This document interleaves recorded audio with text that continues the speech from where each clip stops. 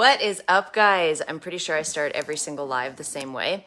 We are in a different room today. Whoops. We're in a different room, and I totally underestimated how bright this place is. And so I hope it's not too bright for you guys, but we're going to embrace it because I really wanted the sunshine today. Today, I wanted to talk to you about fear because fear, as I said in my post on Monday, is something that we cannot get away from in this life. We are at some point in time, at multiple points in time, we are going to experience this, and it can be mild, it can be intense, but you can find fear in everything from growth to the unexpected. Hey, Richard, and vulnerability and love and change and discomfort and expansion. So fear is not always, it's not a bad thing. It's not this enemy that we seem to have made it out to be. How we change our perception or relationship with it is to make friends with it. And that is incredibly powerful because we tend to give a lot of our power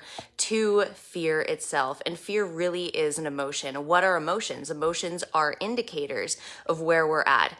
This is our emotional guidance system talking. This is our greatest and most powerful toolkit to navigate this life. Because if we didn't have our emotions, if we didn't have this complex system that is operating within us and helping us along, then there would be no spice in life, for one thing. And that would be an incredible shame. And there would be no heartbreak, but there would be no love. And so fear along with this, like, it keeps us safe. If we look at this from an evolutionary perspective, fear has kept us safe, right? If we do something and it scares us, and it scares us into learning a lesson, like maybe don't cross the street without looking again, then that is going to keep us safe in our future. We're going to be a little bit afraid to repeat that mistake. But when fear becomes crippling, when fear becomes something that fills us with resistance as opposed to resilience, then that is when it can really start limiting us and our experience. Because a lot of people, and especially, like I've talked about this before, but especially in the positivity movement that we're seeing, like, positivity is great. It's great to reach for happiness. It's great to reach for love, but we are not meant to dwell on those 24/7, 100% of the time. We're just not, that's not what life is about. Life is going to hand us lemons. It's going to give us lessons. It's going to crush us down and rip us open to our souls so we hurt and learn lessons. And so in our attempt to reach for positivity as much of the time as possible, we are collectively, I think, trying to push out fear, trying to push out sadness or grief or anything else that we can feel. And it's really important that we sit as much with the so-called negative stuff as it is that we sit with the happiness and the positivity and everything that's going right in our lives. It's very important that we equally embrace both, and that is what resilience is all about. So fear, one of my favorite acronyms, and you've probably heard this before and it's become a little bit of a cliche, but fear is false evidence appearing real. Now, how many times have you, can you look back on your life and think, how many times have you worried about something or projected something into your future that has never actually come to pass? We can consistently think that we know what's going to happen, or, and the human brain wants to know, by the way. That's the way we're built. That's the way we're programmed. We really want to know what the future is going to hold for us, even though we can't, but we like to, we like the comfort of knowing. Like, how comfortable would that be if we knew what was coming at any step, at any point in time?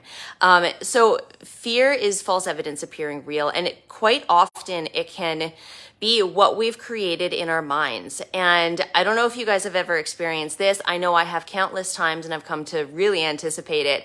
But anticipating something that we're nervous about or afraid of is quite often way worse than the actual thing once we start doing it. So if you're afraid of something and you start anticipating the day it's going to happen and the few hours leading up to the thing on that day, those can be filled with so much resistance, so much tension. And then once we actually start doing that thing, like once we step on stage, once we dive off the high dive at the pool, anything. Once we go over that mountain bike jump, because I've sat at the top of many of those, and that can really, you can build a bigger obstacle in your mind than it actually is to like experience the thing. Does that make sense? I hope I said that right. But yeah, false evidence appearing real. So it's not always the thing that we're afraid of, it's what we've built in our minds. It's that image that we're projecting, and we're basing our emotions on it. We're basing our decisions on it. And it's uncomfortable. Fear is uncomfortable. And that's why a lot of us tend to push it away. I know I did for a very, very, very long time. I tried to get rid of it out of my life. I made every single decision based on avoiding fear. And, you know, it's a natural response, especially in today's society. Who teaches us to actually go after fear? Who teaches us that? Not many people. Do you know how to, or were you taught that in school? Did the teacher come out and say, hey, it's okay to be afraid of something, go after it?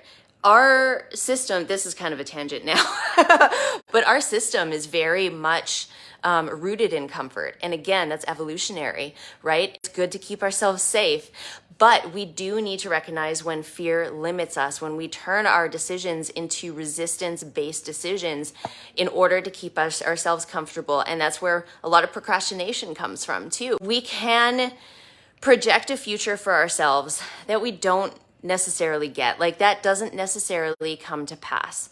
So keep that in mind when you're moving ahead. Like go after what you want as opposed to making decisions based on limiting what you don't want. Does that make sense? And that is a very key component in my program, because the more we look at what we want, the more we bring it in. You can't push a string. If you try and push out what you don't want, it's not going to go anywhere. In fact, you give your power to it, you give your energy to it. And in a lot of cases, that thing grows. So instead of looking at what you don't want, instead of looking at what you're afraid of, look at what you do want. Look at the payoff. Look at the experiences you want to have. And look at the emotional self that you want to build and create in your future, because it's all about who you're becoming.